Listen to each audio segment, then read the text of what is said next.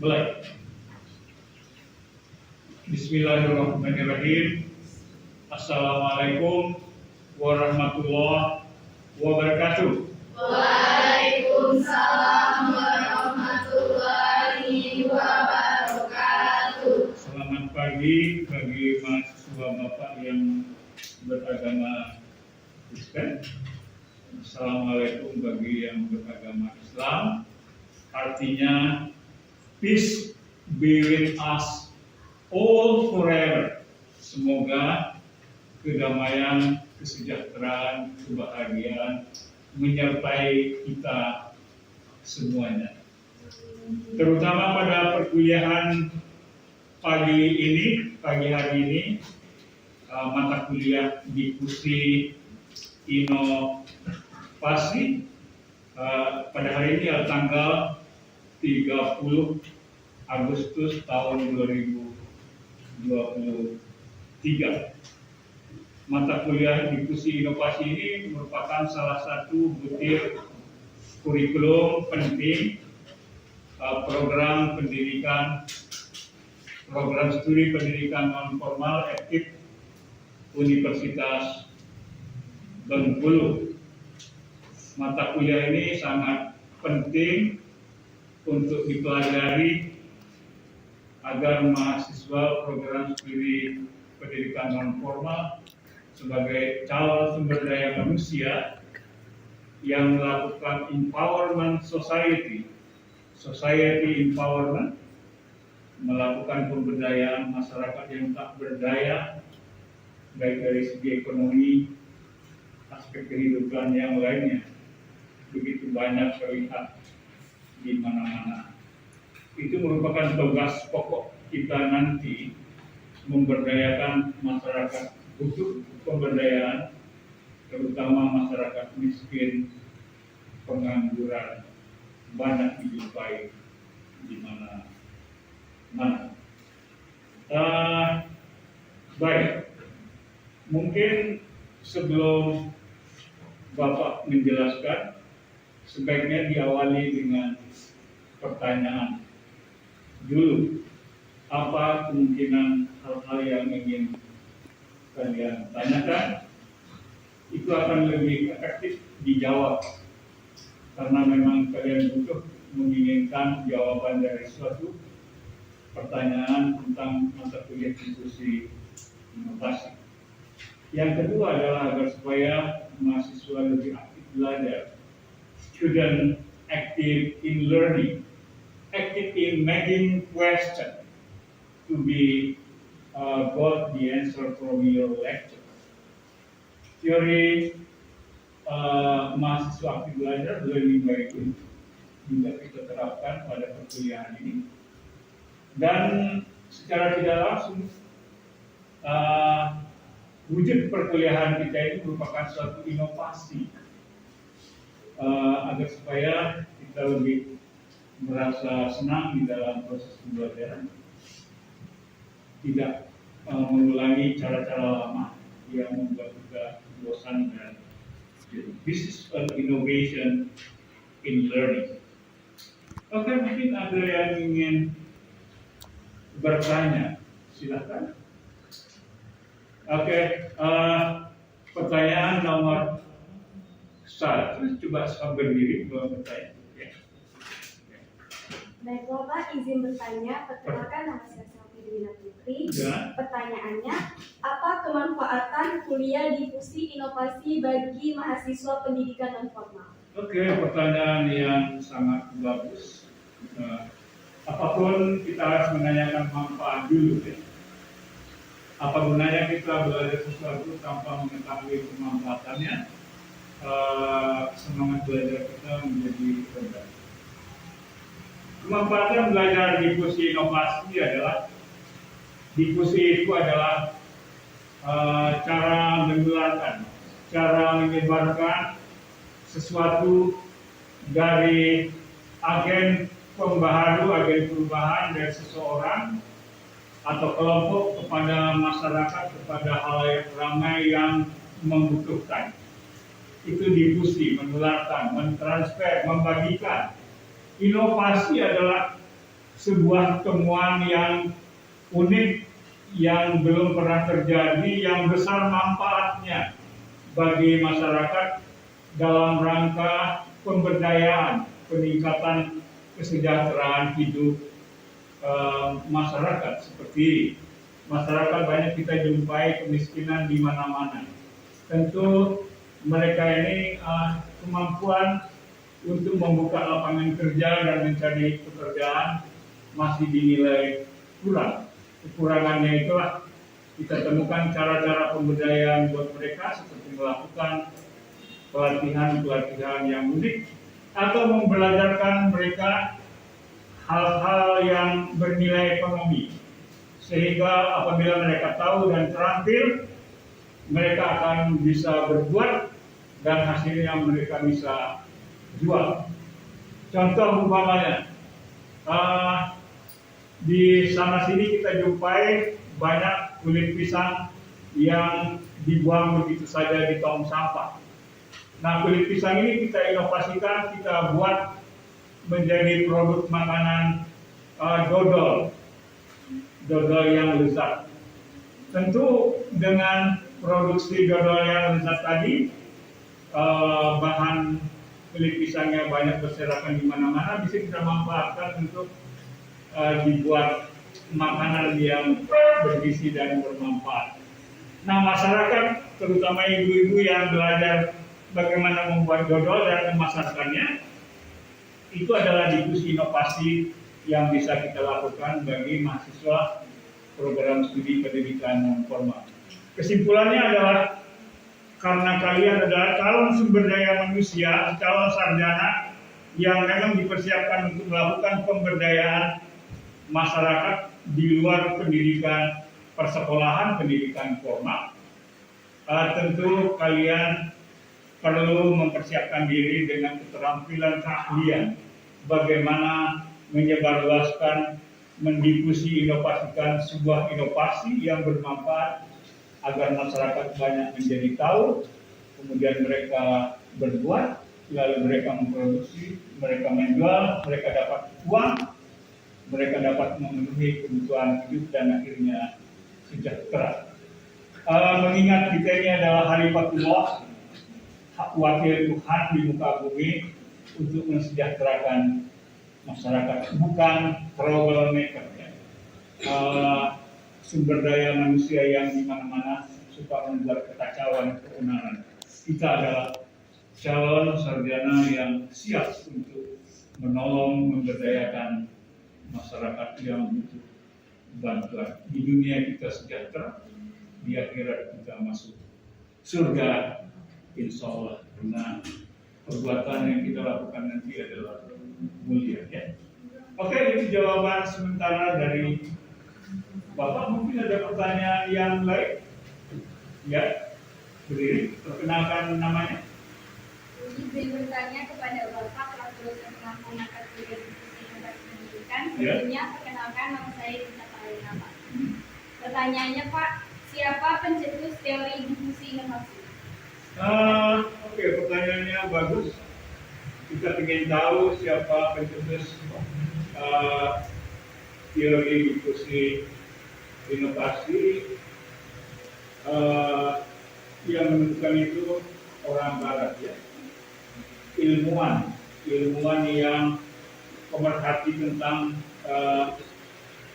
tentang banyaknya kemiskinan, pengangguran, banyaknya masyarakat yang berpemberdayaan. Beliau itu namanya Edward Rogers. Edward Rogers tahun 1964.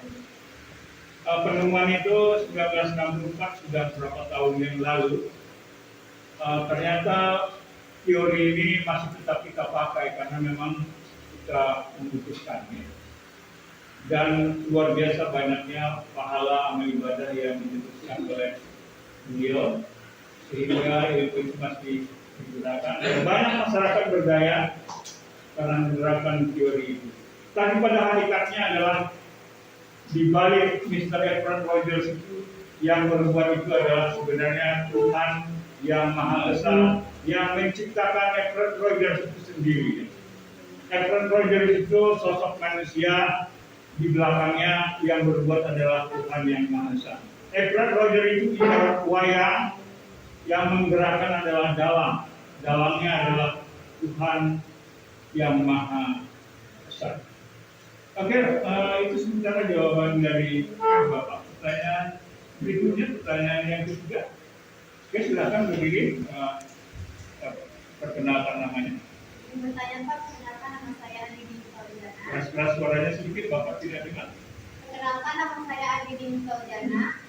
Izin bertanya, berikan dan jelaskan contoh-contoh diskusi inovasi yang pernah dilakukan di Indonesia. Oh ya, pertanyaan yang bagus dengan adanya memberikan contoh-contoh diskusi inovasi yang sudah pernah dilakukan di Indonesia termasuk di Bengkulu. Dengan contoh itu nanti kalian akan tambah jelas bagaimana wujud pelaksanaan diskusi inovasi ya. Oke, pertanyaan yang sangat bermutu. Oke, baik. Diskusi inovasi yang pernah dilakukan di Indonesia, contoh penerapan penggunaan helm dalam berkendara motor roda 2, bukan dipakai di dalam mobil ya, dipakai untuk kendaraan roda 2. Secara relatif advantage-nya, pemanfaatannya besar sekali. Helm itu untuk melindungi kepala, karena kepala ini isinya ada otak. Otak itu adalah organ tubuh manusia yang paling mahal harganya. Kalau otak rusak, maka hancurlah kehidupan manusia itu. Oleh karena itu, pencetusnya itu berkreasi, berinovasi, menciptakan helm. Lalu helm itu didiskusi inovasikan ke seluruh Indonesia. Awal-awalnya tidak semua masyarakat pengendara roda 2 itu mau menerima. Pemerintah tetap berjuang dengan segala upaya agar masyarakat semuanya yang berkendara roda 2 menggunakan helm demi keselamatan pengendara. Lama-lama masyarakat semakin sadar relatif advantages-nya, pemanfaatan penggunaan helm itu. Akhirnya pelan tapi pasti banyak yang menggunakan helm pada akhirnya. Tetapi pada saat diskusi inovasi, masyarakat ada yang mencemooh. Padahal itu sebenarnya keinginan pemerintah itu baik. Ada yang sengaja membawa kambing dombanya di depan kantor polisi. Kambing dombanya itu pakai helm. Nah, itu sebenarnya mencemooh. Polisi mau marah, tapi lucu juga ada domba pakai helm ya. Akhirnya polisi itu hanya terterangan lihat terdiam. Ada lucunya, ada juga rasa rasanya bagi polisi yang sehat atau pikirannya dia dibiarkan saja berlalu. Kemudian ada juga pejalan kaki menggunakan helm. Tapi itu juga ada baiknya kalau dia ditabrak, helm masih menolong. Cuma kelihatan tidak rapi ya, jalan kaki pakai helm. Contoh yang kedua, diskusi inovasi bidang keluarga berencana. Motor penggeraknya itu presiden, ide utamanya dari Bapak Presiden Soeharto almarhum, the best president of Indonesia ya. Kita masih banyak mengingat jasa baik dan kecerdasan beliau memimpin negara Republik Indonesia, membuat Indonesia sejahtera pada saat itu. Keluarga berencana itu anak 2 cukup, karena banyak masyarakat Indonesia miskin, gara-gara punya anak banyak, sehingga tidak terbiayai. Kemudian diskusi inovasi yang ada di Kota Bengkulu, Bapak Wali Kota Helmi Hasan membuat diskusi inovasi yaitu sholat duhur berhadiah mobil Kijang Innova. Siapa jemaah yang rajin datang sholat berjemaah di Masjid Agung Kota Bengkulu 40 hari berturut-turut tanpa apa, beliau beri hadiah bincang inovasi. Diskusi inovasi ini ternyata berhasil. Masyarakat banyak berduyun-duyun sholat lohor, termasuk staf beliau di kantor wali kota sampai 40 hari berjalan. Nah, ini merupakan contoh diskusi inovasi agar masyarakat rajin beribadah datang masjid diiringi hadiah ya. Ternyata melahirkan pro kontra. Ada yang mengatakan ngapo sholat itu harus diberi hadiah.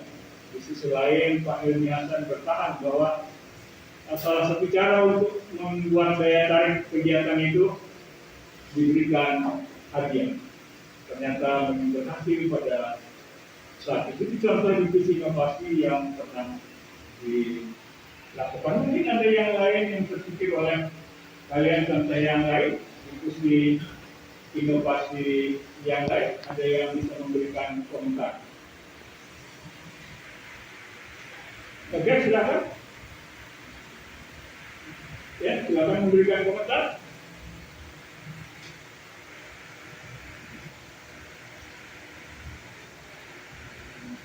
Diskusi inovasi yang lain, contoh dulu wanita muslim tidak pakai jilbab, kepalanya telanjang ya, kena debu. Setelah dilakukan diskusi inovasi bahwa masyarakat muslim yang wanita sebaiknya menggunakan jilbab, di samping ini memang perintah agama dan juga menyimpan banyak kemanfaatan bagi wanita itu sendiri. Pertama, nenek-nenek, ibu-ibu yang masih cantik wajahnya tapi rambutnya sudah berubah, dengan adanya jilbab menjadi tertutup ya, tertolong. Kemudian kalau berjilbab itu debu, kotoran tidak langsung menerpa rambut kita. Kemudian lagi yang pasti adalah wanita yang berjilbab itu look so very beautiful. Wanita yang berjilbab itu kelihatan tambah lebih cantik dan anggun, kelihatan feminimnya ya. Ini bagi wanita yang muslim. Di samping itu juga pemanfaatan yang lain dengan adanya jilbab membuka lapangan kerja. Produksi jilbab menjadi laku, jadi banyak masyarakat tertolong ekonominya karena dia berbisnis jilbab. Itu contoh diskusi inovasi yang dilakukan di Indonesia ternyata berhasil ya. Di mana-mana wanita menyukai pakai jilbab, tidak pede, tidak percaya diri kalau tidak pakai jilbab. Masih ada yang lain? Contoh yang oke, silakan berdiri, jelaskan apa saja yang diskusi inovasi yang sudah dilakukan di Indonesia. Selain sudah yang Bapak berikan contoh tadi, ada yang memberikan contoh yang lain? Lela, ada contoh Lela? Tidak ada, yang lain tidak ada? Tidak ada. Oke, baiklah kalau begitu, silakan bertanya ke butir pertanyaan yang lain. Silakan ya, berdiri tegak supaya terlihat jelas. Ya. Perkenalkan, nama saya Lela Zafira Nasutia. Izin bertanya, Pak. Inovasi apa yang dinilai urgent untuk segera diinovasikan pada masyarakat? Oke, pertanyaan yang bagus. Kalau menurut Bapak yang urgent adalah permasalahan yang kita lihat di Indonesia khususnya yang kaum muslim sudah naik haji, rajin sholat ke masjid, kok masih sering kita jumpai ada oknum yang berbuat jolim ya, berbuat jolim kepada sesamanya manusia. Padahal di dalam sholat itu dikatakan inna sholat tanha 'anil fahsya'i wal munkar. Sesungguhnya apabila kita melakukan sholat yang benar, kita akan terhindar dari perbuatan keji dan mungkar. Akhirnya artinya bahwa kalau kita rajin sholat, kita akan selalu berbuat baik kepada manusia dan kepada lingkungan. Tetapi pada kenyataannya, mengapa masih banyak yang berbuat zalim? Ini berarti sholatnya tidak benar ya, sehingga sholat itu tidak berpengaruh positif terhadap perbuatan mereka. Apa yang menyebabkan? Karena mereka yang sholat itu belum kenal Tuhannya yang disembah. Kalau Tuhan belum dikenal, maka kemungkinan besar sholat itu tidak nyambung dan tidak memberikan dampak positif. Karena di dalam ajaran Islam, awal kita beragama itu adalah mengenal Tuhan, barulah bersyahadat, barulah mengerjakan amal ibadah. Kalau tidak kenal dengan Tuhannya, maka sholatnya tidak akan sampai kehadiran Tuhan yang maha besar. Banyak ayat dan hadis mengatakan seperti itu ya. Tidak usah Bapak ungkapkan, nanti kalian akan tahu sendiri. Oleh karena itu, Bapak ingin melakukan satu diskusi inovasi bagaimana masyarakat khususnya yang beragama Islam, mereka harus mengenal Tuhannya dulu melalui pengenalan diri. Manusia, khususnya orang Islam, kalau dia mau mengenal Tuhannya itu, dia harus mengenal siapa dirinya. Karena rahasia Tuhan itu ada di dalam diri manusia itu. Kebanyakan orang Islam yang sholat masih menganggap Tuhan itu ada di hadapannya, masih menganggap Tuhan itu ada di aras, di langit sana jauh. Ada juga yang menyembah Tuhannya itu mengingat hurufnya itu A-L-L-A-H. Ini berarti dia bukan menyembah Tuhan yang sebenarnya, dia menyembah huruf. Nah, kesalahan-kesalahan inilah yang perlu dibetulkan, bahwa Tuhan itu meliputi seluruh alam semesta, terutama di dalam diri manusia itu sendiri, tidak terlepas ya. Seperti cabai dengan pedasnya, tidak pernah terpisah. Seperti lampu dengan sinarnya, tidak pernah terpisah. Satu kesatuan yang connect. Seperti gula dengan rasa manisnya, tidak pernah terpisah. Seperti asam Jawa dengan rasa asamnya, tidak akan pernah terpisah. Manusia juga seperti itu. Jangan pernah merasa kita terlepas dengan Tuhan. Tuhan itu sudah bersatu dengan diri kita. Jangan pernah mau mencari Tuhan, karena Tuhan itu sudah ada di dalam diri kita. Mana buktinya? Kita bisa bernapas, kemudian jantung kita berdetak sendiri, darah mengalir sendiri, kita bisa berpikir, bisa berbicara, bisa mendengar, bisa berencana, bisa mengingat. Itu tanda-tanda bahwa manusia itu tetap bersama dengan Tuhan. Nah, barang siapa yang sombong, arogan, merasa dia yang berbuat, maka Tuhan akan murka. Sebenarnya yang berbuat itu adalah Tuhan. Seperti tahu goreng mengingkari dirinya bahwa saya bukan kacang kedelai, kata tahu. Padahal di dalam diri tahu goreng itu isinya adalah kacang kedelai. Kemudian roti goreng berteriak, aku roti goreng, tidak ada hubungannya dengan gandum. Padahal gandum itu ada di dalam roti goreng itu sendiri ya. Wa ma'akum aina ma kuntum, di mana engkau berada, di situ akan merasa bahwa Tuhan itu. Jadi Tuhan ada di mana-mana. Oleh karena itu kita harus selalu berbuat baik supaya hubungan kita dengan Tuhan efektif, seperti handphone Google di dalamnya. Barang siapa yang tidak menyadari ada Google di dalam handphone, maka dia tidak akan pernah bisa menggunakan handphone dengan baik. Jadi itu contoh diskusi inovasi yang dinilai urgen. Harapan Bapak dengan adanya masyarakat terutama Muslim menyadari bagaimana cara mengenal Tuhan melalui pengenalan diri, diharapkan nanti mereka akan sholatnya akan lebih ya. Pada awal mengingat lagi di sholatin hasil.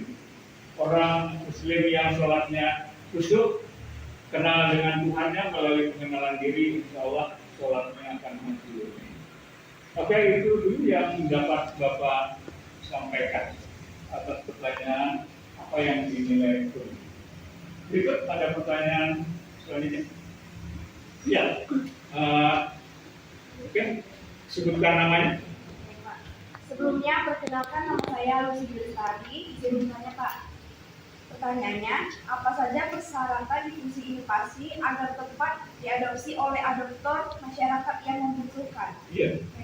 Oke, terima kasih pertanyaan yang baik. Ada 4 itu. Yang perlu diperhatikan adalah kemanfaatan dari difusi itu, relatif advantages-nya ya. Yang kedua, kerumitan dan kesederhanaannya. Yang ketiga, kesesuaian, compatibility. Yang berikutnya, dapat diuji coba langsung, dapat diperlihatkan bagaimana mengoperasionalkannya.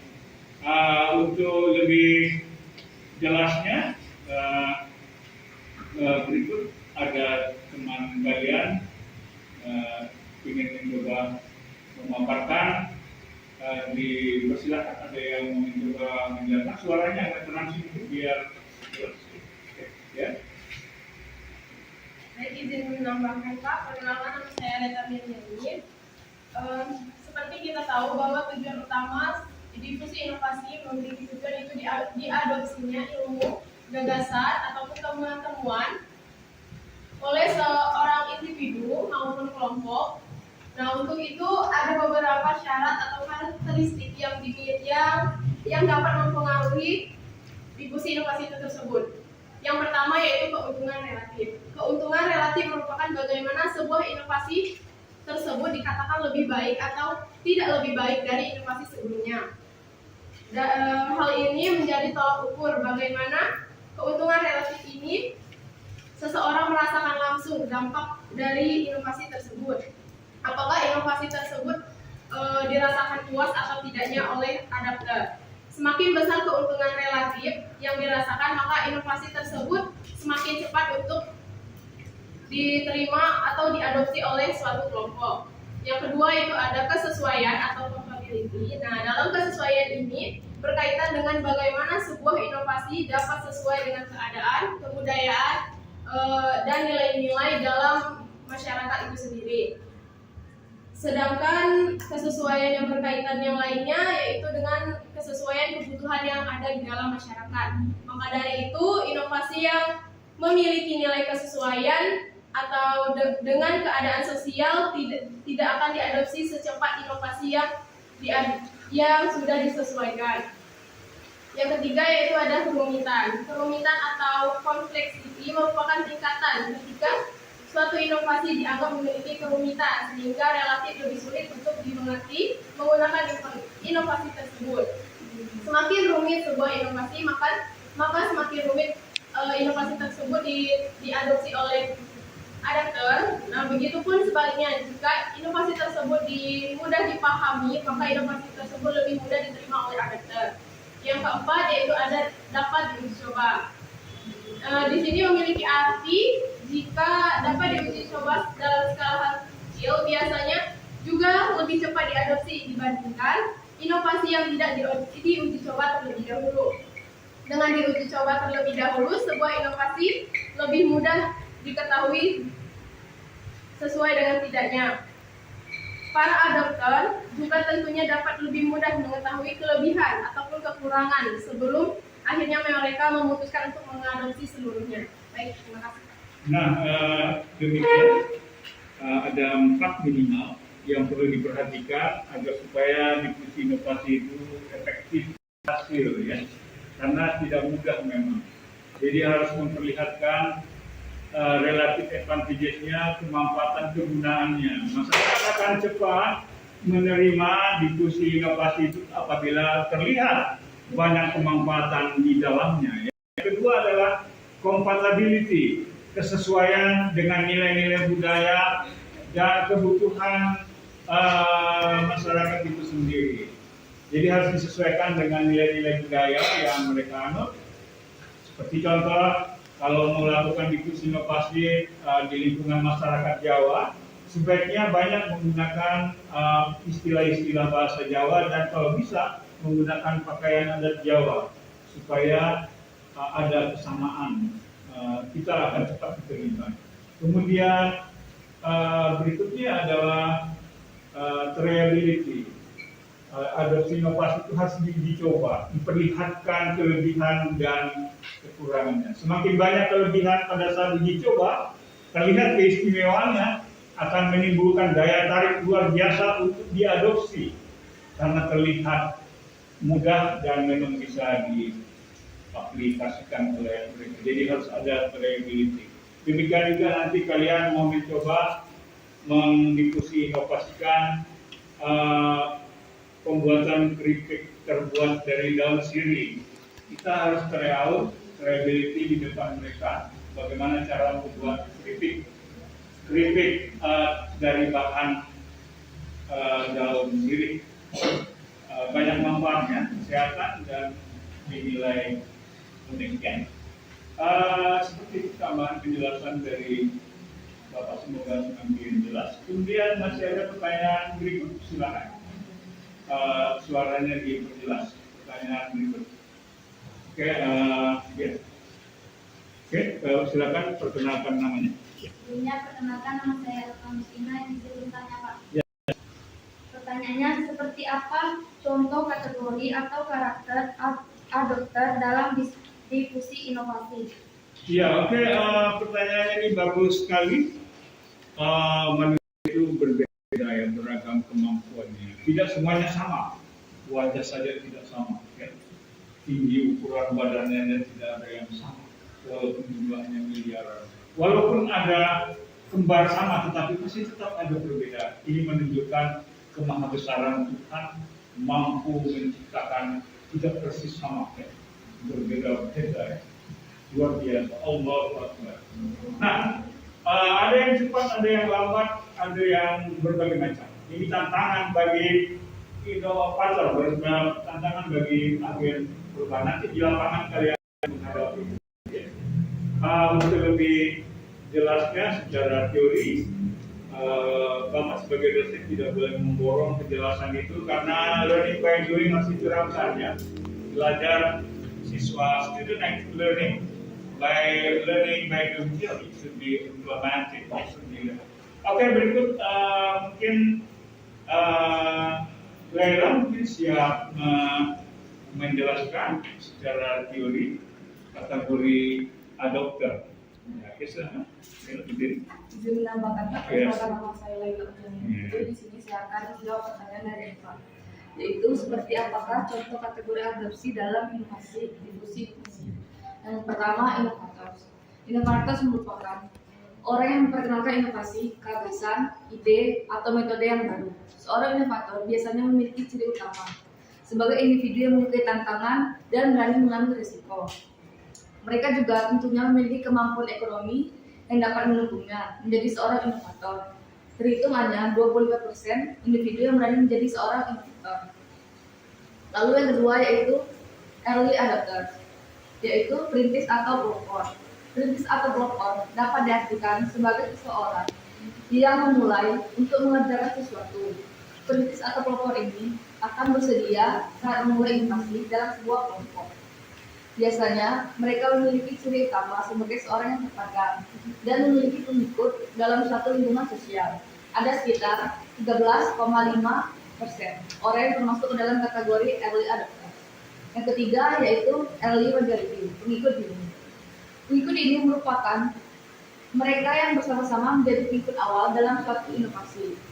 Seseorang yang merupakan pengikut ini memiliki ciri khas berupa pertimbangan yang matang sebelum mengambil sebuah keputusan. Ada sekitar 34% orang dalam suatu kelompok sosial yang termasuk dalam early majority. Lalu yang keempat adalah late majority, yaitu pengikut akhir. Merupakan mereka yang secara bersama-sama menjadi pengikut terakhir dalam suatu inovasi. Ciri khasnya yaitu mereka merupakan kelompok yang memiliki pertimbangan pragmatis terhadap kebenaran dan bermanfaat suatu inovasi yang hendak mereka adopsi. Jumlah kategori yang termasuk late majority ialah sekitar 34% dalam suatu kelompok sosial. Dan yang terakhir adalah regas, yaitu kelompok kolot atau tradisional. Regas atau kelompok tradisional ini merupakan kelompok terakhir yang paling sulit dalam menerima sebuah inovasi baru. Kelompok ini jumlahnya sekitar 16% dalam suatu kelompok sosial. Mereka memiliki ciri utama berupa sangat sulit dalam melihat dan menerima suatu perubahan yang terjadi. Jumlahnya ada sekitar 16% dalam satu kelompok sosial. Apakah bisa diterima, Pak? Baik, terima kasih. Oke, demikian kriteria kategori adopter ya. Jadi ada yang paling cepat, ada yang suka melakukan inovasi, ide-ide gagasan baru, dia selalu bergerak ingin menebarkan ke masyarakat yang butuh. Inilah yang kita harapkan sarjana pendidikan non formal nanti selalu punya ide segar, ide baru, how to empower society who has a lot of problem. Selalu berpikir ide-ide baru, melihat permasalahan lalu memikirkan solusi dengan cara diskusi inovasi. Jadi kita ini adalah khalifatullah, wakil Tuhan memberdayakan masyarakat yang butuh. Oleh karena itu kita butuh mengenal karakteristik kategori adopter. Ada yang cepat, ada yang lambat, ada yang penuh pertimbangan, ada yang kolot, lambat. Itu pengikut yang paling parah itu ya, yang terlambat. Kita banyak jumpai di Indonesia ya. Tapi semuanya kita kembalikan itu adalah ciptaan Tuhan yang Maha Esa di skenario seperti itu. Semua itu adalah desain kehidupan dari Tuhan yang Maha Esa. Kita melakukan diskusi inovasi sebagai salah satu bentuk amal ibadah. Kita beribadah bukan hanya sholat berzikir untuk diri kita, tetapi memberdayakan masyarakat yang butuh bantuan. Itu adalah amal ibadah yang luar biasa ya pahalanya. Kenapa ujian bagi kita sebagai khalifatullah? Kalau banyak berdiam diri, berarti fungsi kita sebagai khalifatullah tidak berjalan. Beruntunglah kalian ini memilih program studi pendidikan non formal, dipersiapkan untuk melakukan pemberdayaan masyarakat di luar lembaga persekolahan yang memang banyak terbukti menyimpan permasalahan-permasalahan kemiskinan, pengangguran, dan permasalahan lain yang butuh orang-orang inovator untuk memberdayakan mereka.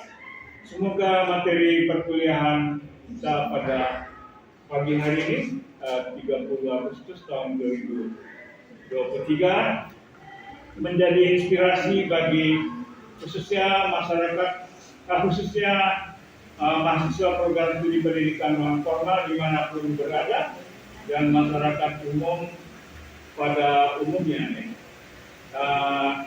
Semoga menjadi nilai amal ibadah bagi kita semua, karena memberdayakan masyarakat sekali lagi adalah salah satu bentuk ibadah horizontal memberdayakan masyarakat.